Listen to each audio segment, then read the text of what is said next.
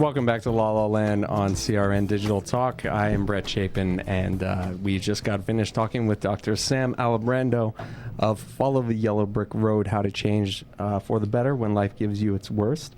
And we're going to be talking with actress Kristen Hansen, producer Justin Waggle, and director Rick Robinson of IWillLoveTheSeries.com.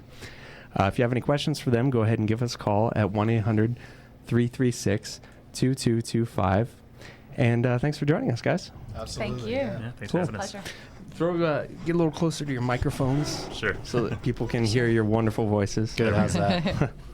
I'll start with you, Kristen. Yeah. How did this project come about? Tell us a little bit about the web series, what the plot is, and how you got started with it. Sure. Well, after graduate school, I was living in New York and having interesting experiences out there, and I decided actually to move back home to Los Angeles. And the idea actually came from me during the time period when I was looking for work back in Los Angeles, kind of trying to regroup. And what basically I started writing as a necessity to kind of start creating, and I would go on auditions, and yet I felt like I wasn't reaching my full potential and getting the parts that I wanted. And so writing kind of came out of a creative process of trying to give myself work and writing material that really interested me. Mm-hmm. And so I sat down, and this kind of family just kind of came out of the blue, and elements of myself were actually, represented. It's a mother, father. There's a crazy grandma, which I actually really do have one, and don't we all? Yeah, and this kind of really kind of. Arrested Development craziness kind of started to happen. And the interesting about it is that when I went back and I reflected what I had written, I wrote, oh my gosh, I gave away. Well, let me just say, in it, the main character, she comes back home from New York, and her parents tell her that she was born a hermaphrodite, and that she had no idea that this was the case, and was feeling something was missing, and at odds with herself and her identity.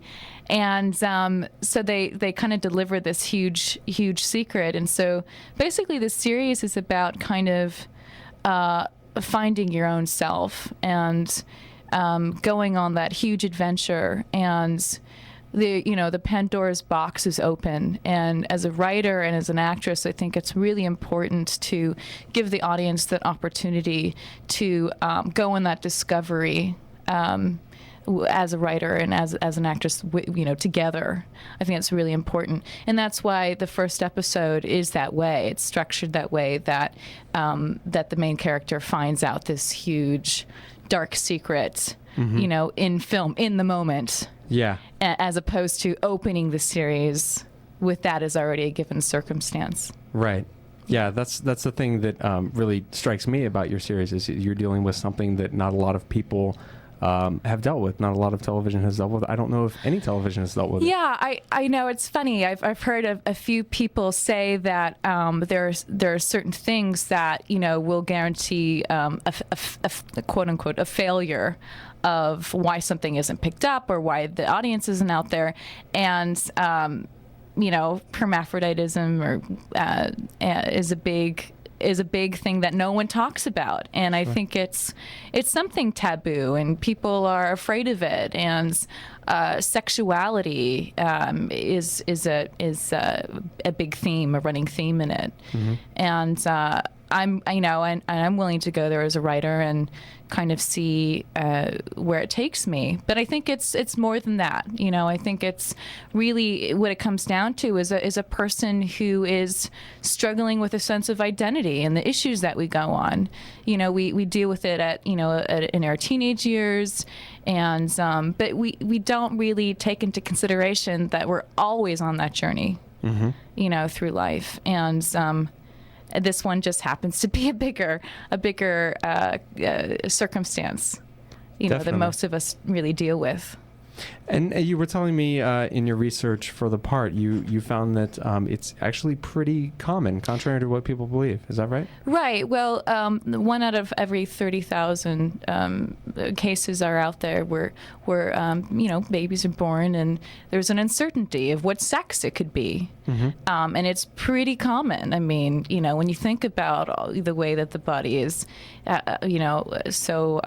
is built, there's just a lot of things that could possibly, have handicapped, or it's Sure. You can look at it as a kind of handicap, and most people would not know that.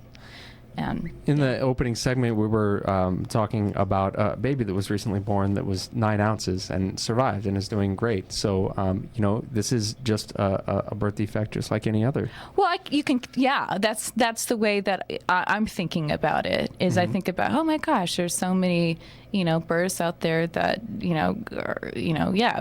babies are born underweight, or maybe 6 fingers on one hand. And I mean, when you put it into that perspective, it's not surprising that not knowing what sexual, if it has certain parts of, that could be the case too. Yeah, and it's not a defect that can be seen, like somebody is born with a missing finger. Right. Sometimes, certain things, like, the testes don't, ascend, and there's different categories of it too. Do you think it's possibly maybe more psychologically damaging for somebody that deals with that, as opposed to a deformity that you can actually see? I think it is psychological for sure. I think if it was more accepted or people understood it more, I think maybe it wouldn't be as psychological. But because there seems to be a backlash to it, like I've done a lot of research, and I've gone onto a lot of sites, and listened and read a lot of stories, and people are scared of it. So. Absolutely. Yeah. Well, it's great what you guys are doing, just dealing with it head on, and I'm sure it's really inspirational to people that were born with that defect. Thank you.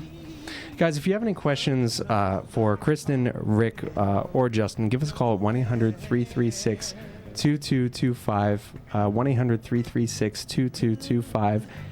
Check out our live stream at ustream.tv/channel/CRN Studio Live. You can see all our lovely faces live. And we'll be back on La La Land today with just Brett on CRN Digital Talk. Looking at them.